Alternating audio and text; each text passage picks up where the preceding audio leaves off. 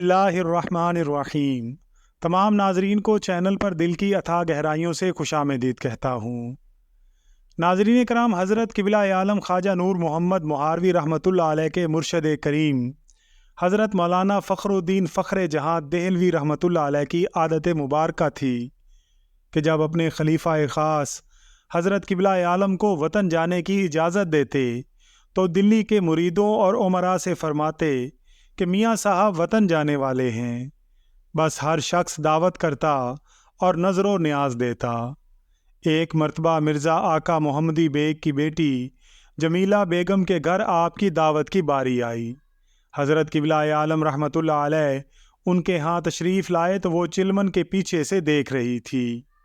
جب حضرت قبلہ عالم رحمۃ اللہ علیہ کی صورت دیکھی تو ان کے دل میں خیال آیا کہ نامعلوم حضرت مولانا صاحب رحمۃ اللہ علیہ اس سانولے رنگ والے پر کیسے عاشق ہو گئے ہیں اور کیوں انہیں تمام نعمت بخشتی ہے۔